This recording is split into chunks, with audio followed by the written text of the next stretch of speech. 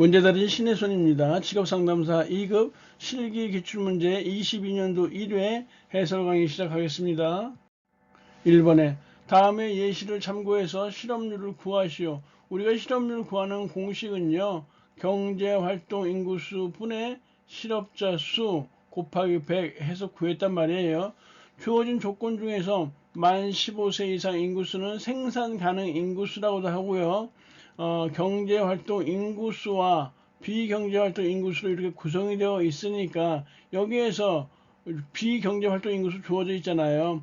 좌변으로 이항해서 만 15세 이상 인구수에서 비경제활동 인구수를 빼주면 경제활동 인구수가 나오게 될 것이에요. 21,270 천명이라는 경제활동 인구수가 주어지고요. 이 경제활동 인구수는 또 취업자 수와 실업자 수로 구성되었으니까 이번에는 취업자 수를 좌변으로 이항해서 빼주면 실업자 수가 나오게 되겠죠.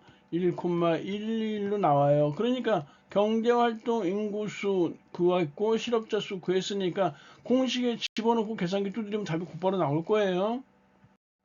그래서 실업률 구하는 공식 이렇게 받으시고 경제활동 인구수 구하고 실업자 수 구해서 공식에 집어넣으면 5.27033% 이렇게 나오게 되는데 소수 셋째 자리에서 반올림이라고 했으니까 소수 셋째 자리면 0이에요. 0은 5 미만이잖아요. 이럴 때는 반내림을 해버려요. 5 이상이면 반올림을 해버리고요. 그러니까 5.27% 해서 답이 이렇게 딱 나오게 돼요. 계산 문제니까 숫자는 당연히 맞아야 되겠죠. 그런데 숫자는 맞춰놓고 이 단위를 빼놓는 경우가 있으니까 단위 빼놓으면 오답 처리가 되거든요. 그러니까 평상시 연습할 때부터 이 단위를 쓰는 연습을 철저하게 숙지해 두시기 바래요. 2번 완전 경쟁 시장에서 A 제품을 생산하는 어떤 기업의 단기 생산 함수가 다음과 같다고 할 때 이 기업의 이윤 극대화를 위한 최저 고용량을 도출하고 그 근거를 설명하시오. 이윤 극대화 조건은요. 한계 생산물 가치 BMPL이 임금률 W와 같은 시점에서 한 기업의 이윤 극대화가 발생하는 것이고요. BMPL은 P 곱하기 MPL로 이렇게 구할 수 있어요. 그러니까 우리가 결국 P라는 거는 단가 100원 나와 있고요. 임금률 W는 150원이라고 나와 있으니까 MPL만 우리가 구하면 된단 말이에요. 이 MPL 표 밑에다가 MPL 한계 생산량을 구해보면 이 한계 생산량은요. 노동 투입 증가분 즉 델타 L분의 총 생산량 증가분 델타 TP를 통해서 구할 수 있으니까 0일 때는 0이고요. 0에서 노동 투입량을 1로 늘렸다 했으니까 1-0이 되는 것이고 그때 총 생산량은 0에서 2니까 2-0에서 2로 이렇게 MPL이 구해지게 돼요. 똑같은 요령을 하면 여기도 2고요. 여기는 3이고 여기는 1.5예요. 여기 0.5고 여기는 0이 되네요. MPL을 구했으니까 BMPL 충분히 구할 수 있겠죠. 가격 100원을 갖다 곱하면 되는 것이에요. 0이고 200, 200, 여기는 300이고요. 여기 150이에요. 여기 50이고 여기 0이 되겠죠. 우리가 BMPL과 임금률 150원이 같을 때 이윤 극대화가 발생한다고 했으니까 이 지점에서 이윤 극대화가 발생하는 것이고 그때 최저 그 고용량은 노동 투입량 4단위가 이렇게 답으로 나오게 될 것이에요. 그래서 이윤 극대화를 위한 최저 고용량, 노동의 한계 생산량 MPL 구하고요. 한계 생산물 가치 BMPL 구하고요. 그래서 기업 그에 따라서 이 표를 이렇게 작성해 주시면 돼요. 요거 작성하면 되겠죠. 이때 기업의 이윤 극대화는 BMPL과 임금률이 같은 지점에서 이루어지므로 이때 최저 고용량은 4단위다. 이렇게 해서 답을 내시면 되고요. 절대 이거 수학 문제 아니고요. 정해진 틀에서 반복으로 이루어지는 암기 문제니까 여러 번 풀어보시면 돼요. 그리고 확장해 보기에 보면 이와 그 똑같은 유형의 문제가 하나 더 제시되어 있으니까 몇 번씩 반복해 주시기 바래요. 3번 의사교류분석 상담의 제한점 3가지를 쓰시오. 의사교류분석 상담은요. 그 개념들이 굉장히 인지적이고 추상적이라는 단점이 있어요. 첫 번째, 주요 개념들이 인지적이므로 지적 능력이 낮은 내담자에게는 부적절하다. 맞아요. 두 번째, 주요 개념들이 추상적이어서 실제 적용이 어렵다라는 이런 문제가 있고요. 주요 개념들에 대한 실증적 연구를 과학적인 증거로 채택하기 어려워요. 이렇게 세 개만 쓰시면 되죠. 하나 더 해놨어요. 내담자가 상담의 내용을 이해할 수는 있어도 실제로 느끼기는 어렵다. 이 중에서 세 가지 골라 쓰시면 될 거예요. 4번 홀랜드의 6가지 흥미 유형은 우리가 많이 했었죠. 저 2차 실기 시험에서 앨리스의 REBT 상담과 더불어서 가장 많이 나온 문제 유형이에요. 홀랜드의 6가지 흥미 유형은 현탐의 사진관 이렇게 외웠죠. 현탐의 사진관, 누구네 사진관, 현탐의 사진관 해서 지금 저는 6가지 흥미 유형을 쓰시오 했으니까 이거 굉장히 시험 보고 오셔서 굉장히 질문 많이 하셔요. 왜냐하면 이 제목만 쓰고 나왔는데 되느냐 아니면 설명까지 써야 되느냐 했는데 실제 시험장에 가셔갖고 답안 쓰는 칸이 이렇게 적게 나와 있다면 이 제목만 쓰고 나오면 돼요. 하지만 답안 쓰는 칸이 넉넉하게 주어져 있다면 간단한 설명을 곁들여 주는 게 좋단 말이에요. 여하튼 6가지 흥미 유형은요, 현실형, 탐구형, 예술형, 사회형, 친취형, 관습형이에요. 그래서 그에 따른 간단한 설명을 보시면요, 현실형은 실제적이면 현장에서 하는 일을 선호하나 뭐 당연하죠. 사회성이 부족할 거고 엔지니어 같은 사람들이니까. 탐구형은 학자 같은 과학자 같은 사람이요. 과학적이면 탐구 활동을 선호하나 지도력이 부족하다. 예술형은 심미적이면 창조적인 활동을 선호하나 규범적 성향이 부족하다. 뭐 화가 이런 사람들 아무래도 예술가들은 자유분방하니까요. 사회형 이타적이면 봉사활동을 선호하나 기계적 활동력이 부족하는 목회자 같은 사람들이요. 진취형, 정치가죠. 진취적이면 적극적인 활동을 선호하나 세계적인 활동 능력이 부족하다. 관습형, 회계사 같은 사람들이요. 꼼꼼하며 질서 정연한 일을 선호하나 융통성이 부족하다. 설명 내용 그렇게 뭐 따로 특별히 외울 거 없잖아요. 제목에 맞춰서 그대로 외워주시면 되는 거죠. 5번에 최저임금제의 기대 효과 5가지. 최저임금제의 기대 효과 또는 긍정적 효과라고도 하는데요. 우리가 이렇게 6개 외웠어요. 손오공은 어디 살까요? 경기산 해서 손오공 경기산 이렇게 6가지 외웠거든요. 보통은 이렇게 5가지 쓰는 게 시험 문제 주로 출제되어지니까 넉넉하게 6개 외워놨어요. 최저임금제의 긍정적 효과 손오공 경기산. 그래서 소득 분배 개선, 노동력의 질적 향상, 공정 경쟁력 확보, 경기 활성화의 기여, 기업의 근대화 및 산업 구조의 고도화 촉진, 산업 평화의 유지, 복지국가의 실현 하나 더 해놓은 거예요. 6개만 외우면 충분하고요. 5개가 주로 시험 문제 나와요. 이런 질문해요. 그 최저임금제하고 기업의 근대화, 산업 구조의 고도화 이게 무슨 관계 있냐 이런 질문들을 하시는데요. 2차 실기에서는 그런 이유를 따질 필요 없고 그냥 외우기만 하면 되는데요.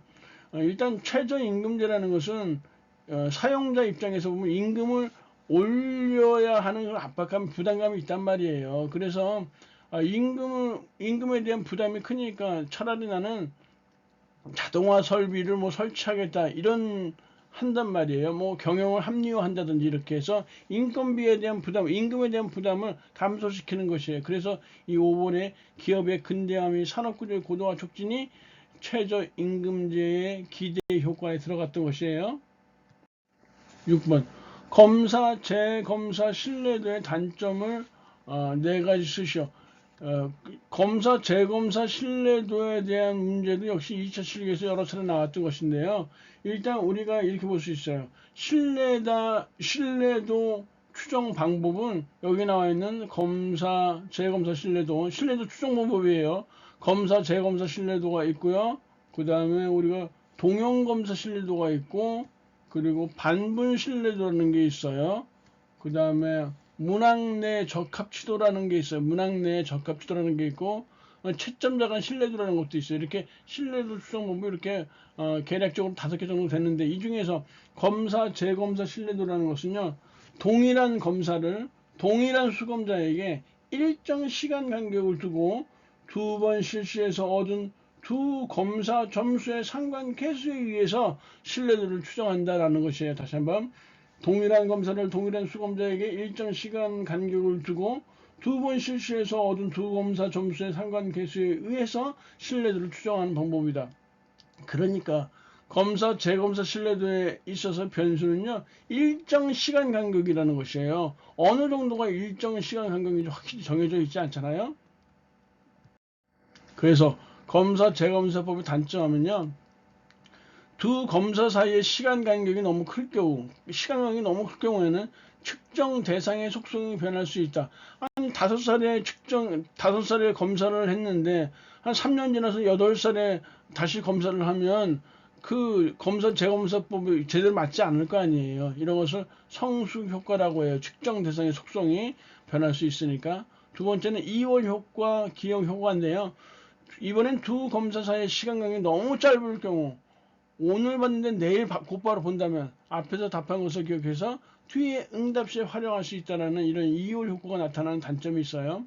반응 민감성이라는 것은 검사를 치르는 경험이 후속 반응에 영향을 줄 수 있다. 아무래도 두 번째 치르는 검사에서는 첫 번째는 좀 긴장도 하고 그러는데 두 번째는 아니까 아무래도 여유롭겠죠. 이렇게 검사를 치는 경험이 후속 반응에 영향을 줄 수 있다는 단점이 있고요. 네 번째는 두 번 보게 되니까 시간 및 비용이 많이 소요된다는 단점이 있어요. 이렇게 검사, 재검사법의 단점에 대해서 알아두시고요. 확장해 보기에 보면요.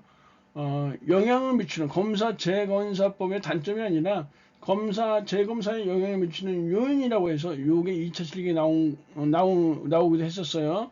단점과 영향을 미치는 요인은 약간씩 다르니까 미세하게 다르니까 체크해 두시기 바래요. 7번 직업 상담의 목적 5가지 뭐 여러 가지가 있겠지만 상식선에서 쓰시면 되겠네요. 직업 목표 탐색하고 결정하도록 하고요. 올바른 진로 계획을 수립하도록 해주고요. 그렇죠? 잠정적인 진로 계획을 아직 확정적인 거 아닌데 잠정적인 진로 계획을 발전시키고 확실하게 해주는 거. 내담자의 의사결정 능력을 향상시켜 준다라는 이런 거. 능동적인 자세로 내담자로 하여금 진로를 탐색하게 한다라는 이 직업 상담의 목적이 이렇게 있겠네요. 그 외에도 뭐 여러 가지 목적이 있을 것이에요. 하지만 대표적으로 이렇게 5가지 정도 알아두시면 되고요. 8번 한국표준산업분류의 적용 원칙 4가지를 쓰시오 했는데 우리가 5가지 1차 때부터 많이 외웠단 말이에요.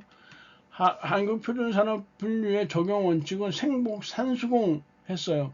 밑에 확장해 보게 보시면 산업을 결정하는 방법, 생존, 계유단 이 2가지를 철저하게 암기해 주셔야 돼요. 2차 실기에 이 2개 중에서 어느 게 나올지 모르고요. 어느 경우에는 이 2개가 모두 한꺼번에 나온 경우도 있단 말이에요.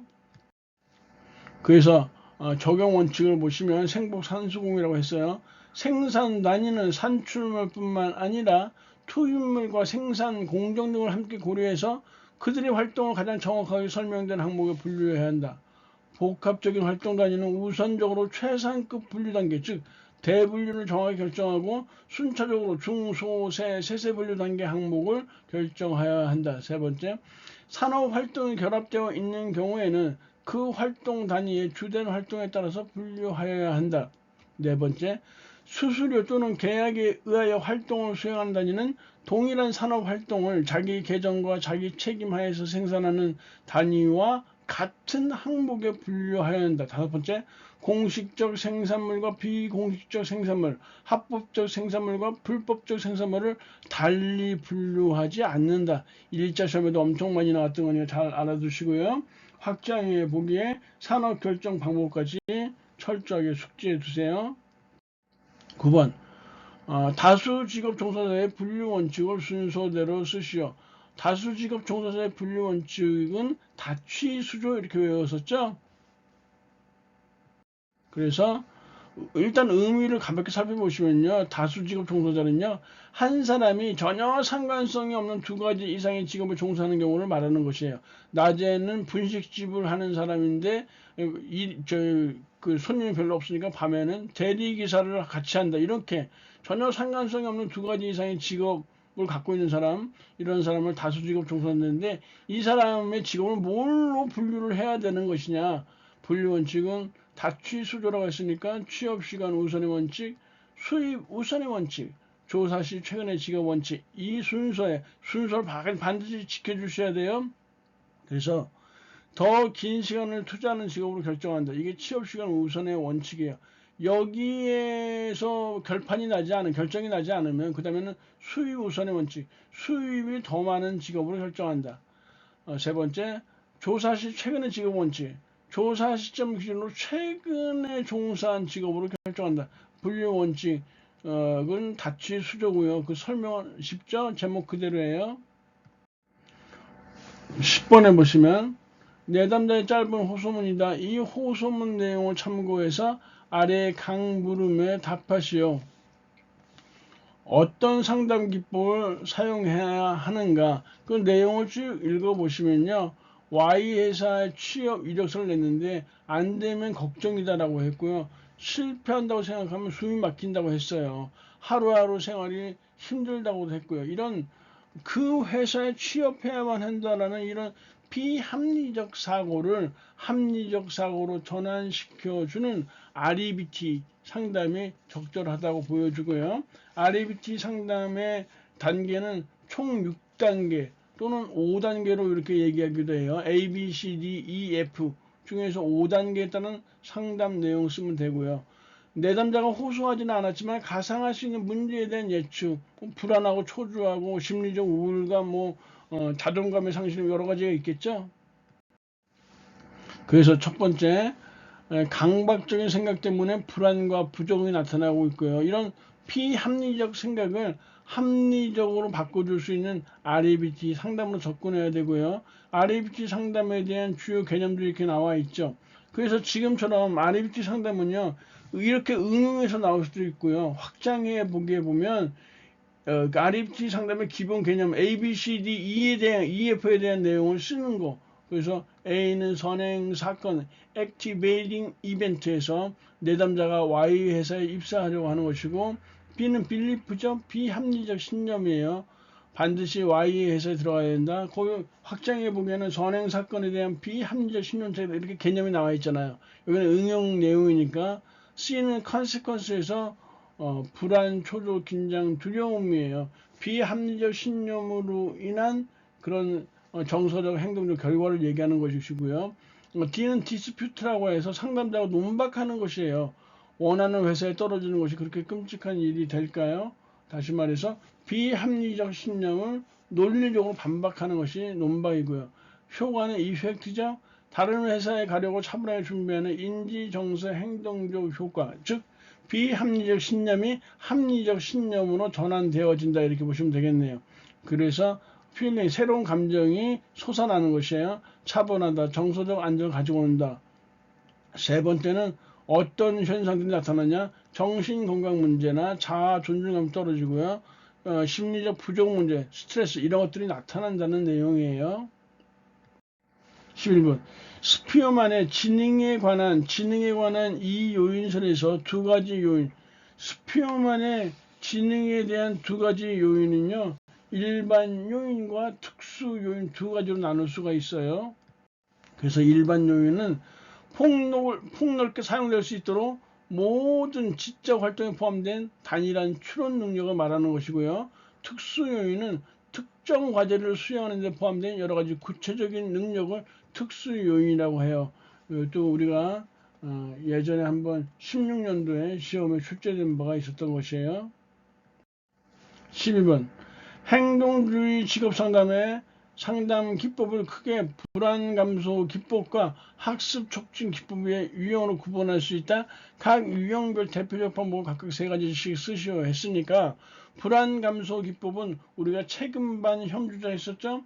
체계적 둔감법, 금지 조건 형성, 반조건 형성 이 세 개 쓰시면 되고요. 학습 촉진 기법은 강변 사행상 5가지 있는데 그중에 3개 강화, 변별학습, 사회적 모델링과 대리학습 이거 쓰시면 되는 거예요. 그래서 불안 감소 기법, 다른 표현으로 하면 부적응 행동 감소 기법이라고 해요. 체금반 혐주자에서 체계적 둔감법, 내담자의 불안 반응을 체계적으로 점차 증대시켜 감으로써 불안 반응을 둔감화시키는 것이 체계적 둔감법이에요. 내용 어려운 거 없고요. 금지 조건 형성은 내적 금지라고도 하는데 내담자에게 불안 요소를요 오히려 지속적으로 제시함으로써 그 불안 반응에 대한 내성, 면역력을 상승시켜서 불안 반응을 감소시키는 것이 금지 조건 형성이에요. 반조건 형성은 역조건 형성이라고도 하는데 조건 자극에 대해서 조건 자극이 있고 조건 반응이 따라오게 되는데요. 이 조건 자극과 조건 반응에 대해서 오히려 새로운 자극을 함께 제시함으로써 불안을 감소시키는 것을 반조건 형성이라고 해요. 혐오 치료라는 것은 바람직하지 못한 행동에 혐오 자극을 제시함으로써 부정적 행동을 제거하는 것이에요. 나는 올해부터 금주를 하겠어 했는데 금주를 못하고 있는 사람에게 술을 마실 때 이 구토를 유발하는 물질을 첨가해서 먹이게 되면 술을 먹을 때마다 구토를 할 거 아니에요. 이런 혐오 자극을 제시함으로써 부정적 행동을 제거한다. 금주를 시켜주는 거죠. 주장 훈련은 내담자에게 불안 이외의 감정을 표현하기 위해서 대인 관계에 있어서의 불안을 해소하는 거, 특히 대인 관계에 있어서 불안을 해소시킨다는 거. 그래서 예전 시험에 주장 훈련만 단독적으로 출제된 적도 있었어요. 자기 표현 훈련은 자기 표현을 통해서 타인과 상호작용함으로써 말 외우기 쉽게 문장을 만들어놨어요. 자기 표현을 통해 타인과 상호작용함으로써 대인 관계에서 비롯되는 불안 요인을 제거하는 것. 이것이 자기 표현 훈련이에요. 적응행동 증지기법, 학습 촉진기법이라고 하죠. 강변 사행상하는데 강화는 내담자의 행동에 대해서 내담자가 예를 들어서 뭐 직업을 결정하는 데 대해서 그건 잘했어, 그건 아닌데 이렇게 반응을 보임으로써 내담자로 하여금 바람직한 행동은 강하게 만든다 이 뜻이죠. 강화시킬 수 있도록 한다, 이게 강화고. 이 변별학습이라는 것은 변별은 차별, 구별과 같은 개념이에요. 그래서 내담자로 하여금 자신의 직업 결정 능력을 검사 도구를 사용해서 변별하고 구별하고 비교해 보도록 하는 것이 변별학습이에요. 사회적 모델링과 대리학습은 타인의 행동에 대한 관찰과 모방을 통해서 내담자의 학습을 촉진시키는 것이고, 행동 조성은 행동을 단계별로 세분하는 것이에요. 단계별로 세분하는 게 중요해요. 그렇게 해서 단계마다 강화를 제공함으로써 학습을 촉진하는 것, 단계별로 세분했던 게 중요해요. 상표 제도는 내담자가 바람직한 행동이 이루어질 때마다, 이거는 약간 통합의 개념이죠. 그에 상하는 보상을 하는 것이다. 행동을 단계별로 잘라서 보상을 해주는 것은 행동 조성이고, 그냥 바람직한 행동이 이루어질 때 그걸 통합해서 주는 것은 상표 제도다, 이렇게 보시면 되겠네요. 13번 일반 직업 적성 검사에서 측정하는 적성함은 우리가 이거 4호자 암기법이라고 했었죠. 지언, 수사, 공용운선선 이렇게 했단 말이에요. 지능, 언어 능력, 수리 능력, 사무지각, 공간 적성, 형태 지각, 운동 반응, 손의 재치, 손가락 재치, 이렇게 9개 중에서 3개 쓰는 거예요. 지능은 일반적인 학습 능력이나 내용 및 원리를 이해하는 능력, 추론하는 능력을 말한다. 당연한 거죠. 언어 능력은 언어의 뜻과 관련된 개념을 이해하고 사용하는 능력이고요. 수리 능력은 신속하고 정확하게 계산하는 능력 말하는 것이고, 손의 재치는 손을 마음대로 정교하게 조절하는 능력을 손의 재치라고 한다. 싶고요. 1차에 많이 났던 것이죠. 14번 정신분석적 상담의 방어기제 3가지 쓰라 했는데, 우리 정신분석적 상담의 방어기제는 10몇 가지가 되는데요. 그 중에서 우리가 2차 실기를 위해서는 6개만 외우면 되잖아요. 억부, 합, 반투주 해서 6개를 외워놨어요. 그래서 억압은 의식에서 받아들이기 곤란한 죄의식이나 충동 등을 무의식으로 밀어내는 것을 억압이라고 해요. 참고로 이 억압은요, 프로이트가 정신분석적 상담의 방어 기제 중에서 가장 중요하게 봤던 것이에요. 예를 들어서 부모의 학대, 어렸을 때 받은 학대에 대한 분노심을 억압함으로써 부모에 대한 이야기를 무의식적으로 꺼리는 경우, 이런 것이 억압에 해당되어져요. 일종의 선택적 망각이라고 볼 수 있어요. 부인은요, 고통이나 충동 등을 무의식적으로 부정하는 것이 부인에 해당되어져요. 예를 들자면 죽음을 소풍을 떠난 것이다 라고 이렇게 해주는 경우요. 합리화는 수용되기 어려운 자신의 언행을 정당화하는 것이에요. 여우가 나무 높이 달려있는 먹음직스러운 포도를 보면서 어차피 손이 닿지 않으니까 딸 수가 없으니까 저건 분명히 신포도일 거야 라는 이런 이렇게 생각하는 것을 합리화라고 해요. 반동 형성은요, 반대 방향으로 형성된다는 얘기잖아요. 무의식적 소망이나 충동을 본래 의도와 달리 반대 방향을 바꾸는 것이고요. 예를 들어서 미운 놈에게 떡 하나 준다라는 개념이에요. 투사는 자신의 행동과 생각을 다른 사람의 것처럼 생각하며 남을 탓하는 것이에요. 정작 본인이 화를 내고 있으면서 타인이 나에게 화를 내고 있다라고 생각하는, 그럼으로써 그 사람을 탓하는, 남을 탓하는 이런 것을 투사라고 해요. 주지화는 고통스러운 문제를 둔화시키기 위해서 추론, 분석 등의 지적 능력을 사용하는 것인데요. 예를 들어서 불치병에 걸린 사람이라면 정신적인 충격이라든지 어떤 슬픔 같은 감정을 표현해야 하는 것인데요. 오히려 병의 증상이 어떻고 이 병의 생존율은 얼마고 하는 이런 의학적 분석에 몰두함으로써 두려움에서 자신을 분리시키려고 하는 이런 현상을 주지화라고 말한다라는 것이에요. 15번. 다음 가로에 알맞은 타당도의 종류는 무엇이냐? 우리가 타당도의 종류는요, 안내 구준이라고 해서 안면 타당도, 내용 타당도, 구성 타당도, 준거 타당도 이렇게 나눠놨어요. 그래서 거기에 따라서 답을 보시면요, 안면 타당도는요, 일반인이 문항을 읽고 얼마나 타당해 보이는지를 평가하는 것이에요. 내용 타당도는 전문가의 판단에 따르는 것이고, 구성 타당도라는 것은 측정하고자 하는 개념들이 실제 측정 도구에 의해서 얼마나 제대로 측정되었는지를 평가하는 것이에요. 종류로는 수렴 타당도, 변별 타당도, 요인 분석 이렇게 하는데, 이 구성 타당도의 정의를 이렇게도 하고요. 그 문제에 나와 있는 것처럼 조작적으로 정의되지 않은 인간의 심리적 특성이나 성질을 심리적 구인으로 분석해서 조작적 정의를 부여하는 검사 점수가 이러한 심리적 구인으로 구성되어 있는가를 검증하는 방법이다. 이렇게 하기도 한다는 것이죠. 그래서 A는 내용 타당도고요. B는 준거 타당도, C는 구성 타당도에 해당되죠. 준거 타당도는 어떤 심리 검사가 특정 증거와 어느 정도 관련성이 있는지를 알아보는 것인데요. 종류는 공인 타당도, 동시 타당도와 예언 타당도, 예측 타당도로 이렇게 구분하고 있어요. 16번. 역전이의 의미와 해결책을 세 가지 쓰시오 했는데요. 일단 역전이 중에 전이라는 거는요, 내담자가 상담자에게 옮기는 것이 전이에요. 그럼 역전이는 반대겠죠. 상담자가 내담자에게 과거에 중요한 타인에게서 느꼈던 감정이나 생각을 내담자에게 상담자가 옮기는 것이다. 역전이를 볼까요? 상담자가 과거의 중요한 타인에게서 느꼈던 감정이나 생각을 내담자에게 옮기는 것이 역전이에요. 전이는 물론 내담자가 상담자에게 옮기는 것이고요. 그래서 해결 방안은요, 상담자는 자기 분석이나 교육 분석을 통해서 역전이의 원인을 파악해야 하고요. 상담자는 자기 분석과 교육 분석을 받을 수 없는 경우에는 지도 감독을 받아야 해요.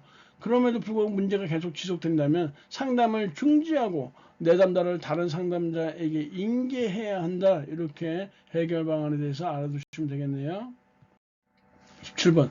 공공직업정보의 특성 4가지를 쓰시오 했는데, 우리가 1차 시험에서 민간 직업정보와 공공직업정보를 비교해서 표로 해놨단 말이에요. 그 중에서 둘 중에서 하나만 외우세요. 나머지 하나는 상반적 개념으로 보시면 되니까요. 공공직업정보에 대해서 그래서 우리가 많이 외웠었죠. 최근에 2차 실기 트렌드는요, 1차 필기에서 나왔던 문제들이 전환해서 2차 실기에 등장하는 경우가 굉장히 많다는 사실을 잘 알아두시고요. 그래서 공공직업정보의 특성을 살펴보시면요, 전체 산업 및 직종을 대상으로 하는 것이고요. 공익적인 목적, 공공적으로 생산 제공은 당연하죠. 지속적으로 조사되는 것이고 장기적인 계획으로 제공되는 것이에요. 물론 민간 직업 정보는 한시적으로 이렇게 이런 말이 나오겠죠. 민간 직업 정보가 유료인데 반해서 공공 직업 정보는 무료로 제공되어지고요. 정부 및 공공기관 주도로 생산되어지는 거예요. 18번 특성 요인의 직업 상담에서 브레이필드가 제시한 직업 정보의 기능 3가지. 브레이필드의 직업 정보 기능하면 정제동 알고 계셔야죠. 김제동이 아니라 정제동이라고 했어요. 정보적 기능, 재조정 기능, 동기화 기능이요. 정보적 기능은 말 그대로예요. 직업정보 제공을 통해서 내담자의 의사결정을 돕고 직업 선택에 대한 지식을 증가시킨다. 재조정 기능은 내담자가 자신의 선택이 현실에 비추어 부적당했는지를 점검 및 재조정하도록 한다. 동기화 기능 내담자가 의사결정 과정에 적극적으로 참여하도록 동기화시킨다. 이렇게 쓰시면 되겠네요. 강의 들으려고 고생 많으셨고요. 다음 시간에 뵙겠습니다. 감사합니다.